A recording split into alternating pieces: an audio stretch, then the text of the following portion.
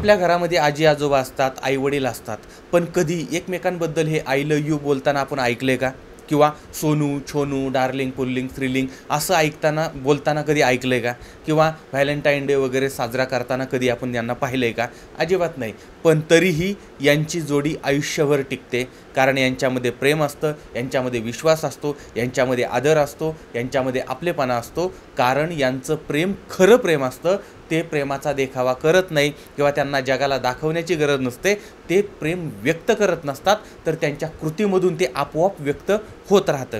पण आजकालचं जर प्रेम बघितलं तर तो केवळ आणि केवळ देखावा शिल्लक राहिलेला आहे. आणि या देखाव्यामुळे कशा पद्धतीनं उद्ध्वस्त होऊ शकतात अनेकांची आयुष्य, हे बघणार आहोत आपण आजच्या या भागामध्ये. आणि त्यासाठी आपल्याला जायचं आहे प्रयागराजला. प्रयागराज या ठिकाणचं हायकोर्ट आहे आणि त्या ठिकाणी बाजूला एक पोलो ग्राउंड आहे आणि त्या ग्राउंडवरती एक जुनी, खोल आणि पाणी नसलेली विहीर आहे. आणि या विहिरीला मौत का कुवासुद्धा म्हटलं जातं, कारण या विहिरीमध्ये अनेक डेड बॉडीज पाठीमागं सापडलेल्या होत्या. आता तारीख होती 20 फेब्रुवारी 2022. वेळ होती संध्याकाळची, म्हणजे साधारण 5-6 वाजलेले होते. आणि सगळीकडे थंडी आवाज न करता वाजत होती. थंड वाऱ्याची गुलाबी झुळूक येत होती अशी अपेक्षा. पण ते जरी गारठा असला तरी या ठिकाणी थंडगार असा दुर्गंध यायला सुरुवात झालेली होती. आता हा जो दुर्गंध आहे, म्हणजे थंडगार दुर्गंध जो आहे, तो कुठून येतोय हे काही चाणक्य लोकांनी बघायला सुरुवात केली. त्यावेळेस मौत का कुवा याच्यामधून हा दुर्गंध येत होता. आता त्यावेळेस मग काही मंडळींनी डोकावून बघितलं तर आतमध्ये एक पांढरं पोतं पडलेलं होतं आणि त्याच्यातनं हा वास येत होता. त्याला माशा वगैरे गोंगावत होत्या. आणि मग सिव्हिल लाईन पोलीस जे आहेत त्यांना कळवण्यात आलेलं आहे. पोलीस त्या ठिकाणी पोहोचलेले आहेत. आणि आता ही विहीर जी होती ती प्रचंड खोल होती, त्यामुळे मग पोलिसांनी अग्निशामक दलाची मदत घेतली. पोतं जे आहे ते बाहेर काढलं आणि ते उघडलं तर आतमध्ये एका तरुणीचा मृतदेह होता. अत्यंत दाबूदाबू तिचा मृतदेह भरलेला होता. आता त्या तरुणीच्या अंगामध्ये जीन्सची पॅन्ट होती, टी शर्ट होता. आता ही हत्या साधारणपणे आठवड्यापूर्वी झालेली असावी असं वाटत होतं, कारण शरीर प्रचंड सुजलेलं होतं, फुगलेलं होतं, चेहरा ओळखणं अवघड झालेलं होतं. आणि ती जी तरुणी आहे त्या तरुणीच्या एका डाव्या हातावरती रवी नावाचं टॅटू त्याच्यावरती गोंदलेलं होतं.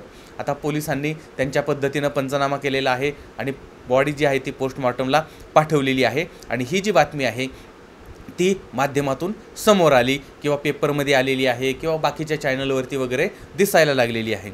आता दुसऱ्या दिवशी प्रयागराज या ठिकाणीच शिलाखाना नावाचा भाग आहे, त्या ठिकाणी राहणारे राजेंद्र प्रसाद यांनी पेपरमध्ये वाचलं आणि ते टॅटू वगैरे बघितला. त्यांनी पोलिसांशी संपर्क साधला आणि अशा पद्धतीचा टॅटू जो आहे तो माझ्या मुलीच्या हातावरती आहे असं त्यांनी पोलिसांना सांगितलं. आणि नंतर ते पोलिसांमध्ये आले, त्यांनी मृतदेह पाहिला आणि मृतदेहाची ओळख पटली.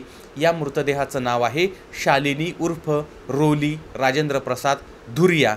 आता ही जी शालिनी आहे ती शालिनी अत्यंत हुशार आहे. तिचं ग्रॅज्युएशन चाललेलं होतं, ती 3rd इयरला होती. त्याचबरोबर हिनं सेल्स आणि मार्केटिंग याचा कोर्स केलेला होता आणि दिल्लीमधल्या एका कंपनीमध्ये ती नोकरी करत होती. एवढंच नाही तर शालिनी ही एक प्रसिद्ध अशी फुटबॉलपटू होती, फुटबॉल खेळाडू होती. तिनं अनेक राज्यामध्ये जाऊन आपलं कौशल्य दाखवलेलं होतं आणि देशभरातल्या अनेक स्पर्धांमध्ये तिने सहभाग घेतलेला होता आणि बक्षिसं मिळवलेली होती. अशा पद्धतीची एक नवोदित अशी ही खेळाडू होती. एक होतकरू मुलगी होती, स्वतःच्या पायावरती उभी राहिलेली होती. तिचे वडील ई-रिक्षा चालवायचे. घरची परिस्थिती हालाकीची होती. हिला 3 भावंडं होती, म्हणजे ही धरून 4थे अशा पद्धतीची हे सगळा परिवार होता. पण त्याच्यामध्ये या मुलीनं स्वतःची वेगळी वाट निर्माण केली आणि आईवडिलांनासुद्धा या मुलीचा अभिमान वाटत होता. पण आता असं काय घडलं की जेणेकरून अशा पद्धतीनं या तरुणीची हत्या करण्यात आलेली होती. आता काही दिवसापूर्वीच आईवडिलांनी त्या मुलीला फोन केलेला होता आणि तिला सांगितलं होतं की बाळा घरी ये, गावाकडे ये वगैरे वगैरे. त्यावेळेस या मुलीनं सांगितलं होतं की मला आता इकडं काम आहे, मला यायला वेळ नाही आहे, मी बिझी आहे वगैरे वगैरे असं तिनं सांगितलं आहे. आणि त्यानंतर काही दिवसातच त्याच प्रयागराजमध्ये हिचा मृतदेह सापडलेला होता. आता दिल्लीमध्ये काम करणारी शालिनी ज्या भाड्याच्या घरामध्ये राहत होती त्या घरात ज्यावेळेस मालकिनीबरोबर संपर्क साधला त्यावेळेस त्या मालकिनीनं सांगितलं की शालिनी जी आहे ती तुमच्याकडेच यायला निघालेली होती आणि 3-4 दिवस ती तिकडे राहणार होती असं पण तिनं सांगितलेलं होतं. याचा अर्थ असा होता की आई-वडिलांकडे जाते असं सांगून शालिनी दुसरीकडेच कुठेतरी गेलेली होती। पण इथं सगळ्यात मोठा प्रश्न आई-वडिलांना आणि पोलिसांना पडला होता की दुसरीकडे म्हणजे ती नक्की कुठे गेलेली होती। आता मुलीच्या हातावरती जो टॅटू होता त्याच्यावरती रवी हे नाव लिहिलेलं होतं। त्यावेळेस पोलिसांनी मग त्या वडिलांना विचारले की बाबा हे रवी नक्की कोणाचं नाव आहे। त्यावेळेस मग वडिलांनी सांगितलं की रवी हा शालिनीचा मित्र आहे, त्या मित्राचं नाव आहे। पण मित्र तर किती असतात ना, म्हणजे मित्राचं नाव आहे म्हणून ते हातावरती टाकायचं असं म्हटलं तर मग ते शेकडो मित्र असतात, मग सगळ्यांचीच नावं टाकतं का माणूस स्वतःच्या हातावरती? म्हणजे हा कोणीतरी स्पेशल मित्र असला पाहिजे, जवळचा मित्र असला पाहिजे। आणि मग हा जवळचा मित्र नक्की कोण आहे तर त्याचं नाव समोर आलं रवी ठाकूर। आता हा रवीसुद्धा पाठीमागच्या काही दिवसापासून शालिनीला शोधत होता, म्हणजे शालिनी गायब झाली होती आणि त्यावेळेस हा सुद्धा त्यांच्याबरोबर तिला शोधण्याचं काम करत होता आणि त्या वडिलांच्या बरोबरच तो होता। आता पोलिसांनी या रवीची शंका यायला लागली की बाबा याच्यामध्ये काय हात आहे का, म्हणून पोलिसांनी त्याची माहिती काढली। ज्या दिवशी शालिनी गायब झालेली होती त्या दिवशी हा रवी कुठं होता। त्यावेळेस मग रवीनं सांगितलं की बाबा मित्राच्या घरी काहीतरी अघटित घटना घडली होती किंवा कोणाचा तरी मृत्यू झाला होता आणि त्यामुळे मी माझ्या मित्राकडे गेलेलो होतो। आता पोलिसांनी क्रॉस चेक केलं की बाबा हा रवी खरं बोलतोय का, तर त्याच वेळेस त्या मित्राचा काहीतरी प्रॉब्लेम झाला होता आणि रवी त्यांच्या घरी होता हे कन्फर्म झालं। मग पोलिसांनी काय केलं, या शालिनीचे कॉल डिटेल्स आहेत ते काढले आणि शेवटी तिचं कोणाबरोबर बोलणं झालं हे बघितलं, तर तिचं बोलणं याच रवीबरोबर झालेलं होतं। मग पोलिसांनी शालिनीचे लोकेशन तपासलं, त्यावेळेस रवीचं लोकेशन आणि शालिनीचं लोकेशन एकच होतं, एकच दिसत होतं आणि ते होतं रवीचं घर। याचा अर्थ शालिनी आणि रवी यांची भेट झालेली होती। एवढंच नाही तर शालिनी ही रवीच्या घरी गेलेली होती, पण रवी ही माहिती मात्र लपवत होता। त्यामुळे पोलिसांनी मग रवीला ताब्यात घेतलं। इतक्या वेळ तो फक्त म्हणजे तिला शोधण्याचं नाटक करत होता, पण आता पोलिसांनी ताब्यात घेतलं आणि एक संशयित म्हणून त्याची चौकशी करायला सुरुवात केली, तपासणी करायला सुरुवात केली। आणि त्यावेळेस मग म्हणजे बराच वेळ त्यानं नकार दिला किंवा इकडं तिकडं किंवा दिशाभूल करण्याचा प्रयत्न केला आणि नंतर मीच शालिनीची उर्फ रोलीची हत्या केली असं त्यानं सांगितलं। आता हत्या का केली तर हा म्हणत होता ती गद्दार होती, ती बेवफा होती, ती धोकेबाज होती, मला ती चीट करत होती आणि त्यामुळे मला तिचा राग आला आणि त्याच्यातनं मी तिला मारून टाकलं होतं।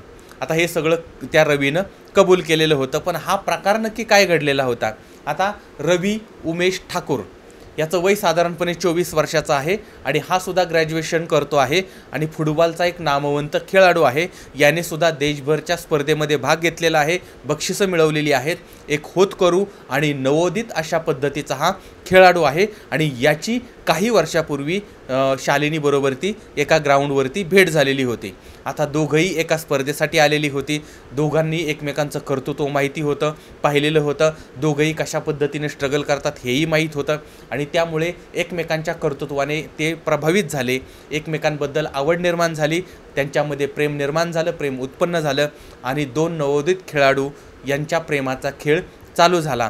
आता शालिनी जी आहे तिची घरची परिस्थिती गरिबीची होती आणि म्हणून मग तिच्यासाठी रवीनं मग फुटबॉलचं किट द्यायला सुरुवात केली, त्याचबरोबर तिला मोबाईल दिला, तिला पैसे दिले, तिला जी पाहिजे ती मदत त्यानं करायला सुरुवात केली आणि यांचं हे प्रेम प्रकरण अनेक वर्षापासून म्हणजे 4-5 वर्षापासून हे सगळं चाललेलं होतं।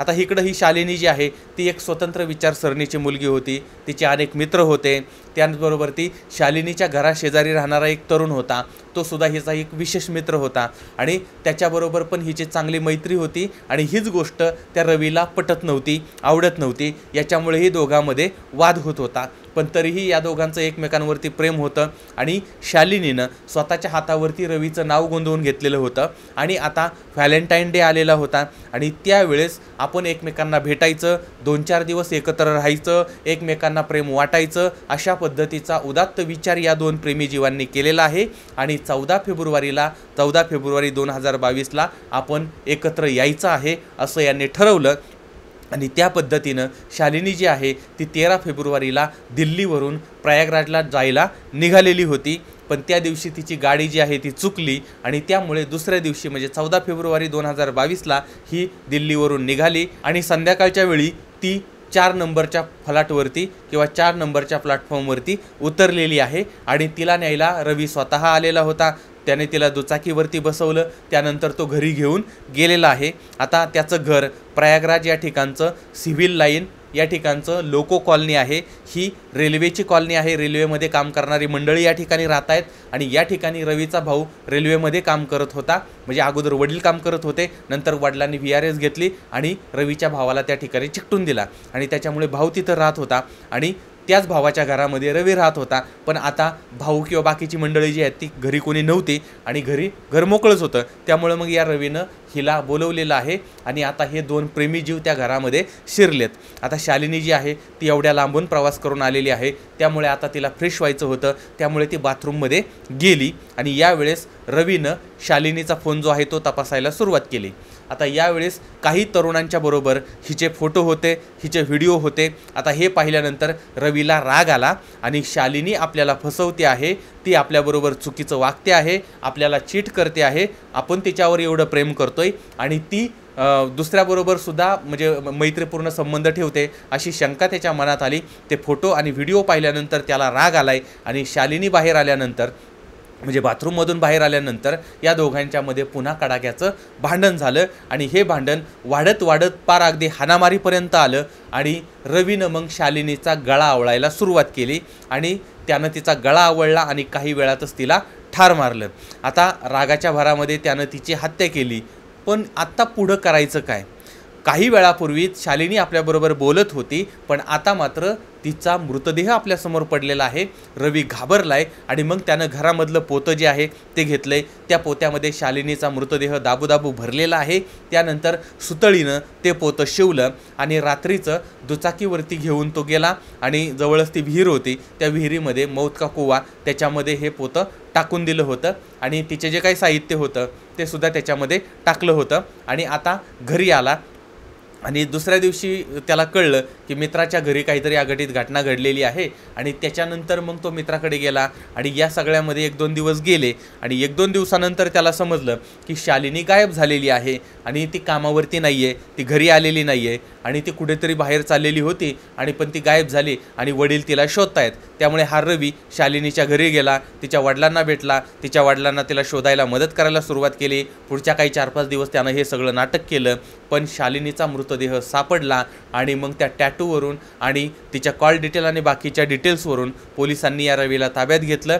सुरुवातीला त्यानं दिशाभूल करण्याचा प्रयत्न केला होता, पण नंतर मात्र त्यानं हे सगळं कबूल केलं किंवा त्याला ते कबूल करायला लागलं। अशा पद्धतीनं एक होतकरू खेळाडूने दुसऱ्या होतकरू खेळाडूचा जीव घेतला आणि दोघांचंही करिअर या ठिकाणी संपलं, आयुष्य बर्बाद झालं। आता हा सगळा प्रकार टाळता आला नसता का? या सगळ्या प्रकरणामधून आपण धडा काय घ्यायचा? पहिली गोष्ट लक्षात ठेवा की धोका कोण देतं? तर जी व्यक्ती जवळची आहे, ज्या व्यक्तीला आपण जास्त जीव लावतो, ज्या व्यक्तीवरती आपण जास्त प्रेम करतो, ज्या व्यक्तीला आपण आपलं समजतो, तीच व्यक्ती आपल्याला धोका देते। कारण ज्याला ओळखतच नाही, ज्याची काही ओळखच नाही, ज्याची जवळीकच नाही, त्यांनी किती धोका दिला तरी त्याच्याबद्दल वाईट वाटत नाही, जवळची व्यक्तीच आपल्याला धोका देते। त्यामुळे लक्षात ठेवायचं, उद्या जर समजा आपल्याला कुणी धोका दिला, जवळच्या व्यक्तीनं धोका दिला, तरी पण लगेच प्रतिक्रिया द्यायचं, लगेच फायवल व्हायचं, लगेच माझ्याच बाबतीत असं का घडलं वगैरे वगैरे असला फालतू विषय डोक्यात घ्यायचा नाही। शांत डोक्यानं विचार करायचा आणि लगेच तात्काळ कोणतीही गोष्ट करायची नाही, स्वतःचं संतुलन बिघडून द्यायचं नाही, आपल्या हातून चुकीचं काम करायचं नाही किंवा अघटित किंवा कोणाची हत्या करणं, मारहाण करणं, मारामारी करणं अशा गोष्टी करायच्या नाहीत। हे कायम डोक्यामध्ये फिक्स ठेवा, कितीही जवळच्या व्यक्तीनं कसलाही धोका दिला तरी। दुसरी गोष्ट, आपण आपलं करिअर, शिक्षण किंवा खेळ वगैरे किंवा ह्या बाकीच्या सगळ्या गोष्टी करत असताना आपलं लक्ष आपल्या ध्येयावरती पाहिजे। पण हे जी प्रेम प्रकरणं, ही लफडी-छपडी, गुन्हेगारी, पैसा, 2 नंबरचे धंदे या भानगडीमध्ये पडू नका। आपलं ध्येय साध्य करण्यासाठी बाकीच्या सगळ्या गोष्टी या बाजूला ठेवा आणि फक्त त्या अर्जुनाला ज्या पद्धतीनं आपला पक्षाचा डोळा दिसत होता त्या पद्धतीनं आपलं करिअर दिसलं पाहिजे, आपलं ध्येय दिसलं पाहिजे आणि जर तसं झालं तरच आपण यशस्वी होऊ शकतो, नाहीतर अशा कुठल्या तरी गोष्टीमध्ये अडकून आपण आपलं करिअर बर्बाद होऊ शकतो. आणि यशस्वी होण्याचं जर आदर्श उदाहरण आपल्यासमोर कोणतं असेल तर ते आहे नीरज चोपडा. या नीरज चोपडाच्या आयुष्यामध्ये अशा लफड्या-छपड्याचे प्रसंग अनेक आलेले होते, अनेक वेळा ध्येयापासून दूर जाण्याचे प्रसंग आलेले होते, पण या सगळ्यांना त्यानं बाजूला ठेवलं आणि त्याचं लक्ष फक्त त्याच्या कामावरती होतं आणि म्हणून तो आता जगप्रसिद्ध झालेला आहे. आणि ही गोष्ट आपण लक्षात ठेवली पाहिजे. आता या सगळ्या गोष्टीवरून अजून बऱ्याच गोष्टी सांगण्यासारख्या आहेत, पण आता एवढंच. याबद्दल तुम्हाला काय वाटतंय ते सुद्धा मला जरूर कळवा. पुन्हा भेटूया उद्या रात्री 8:30 वाजता एका नवीन क्राईम स्टोरीसह. तोपर्यंत धन्यवाद.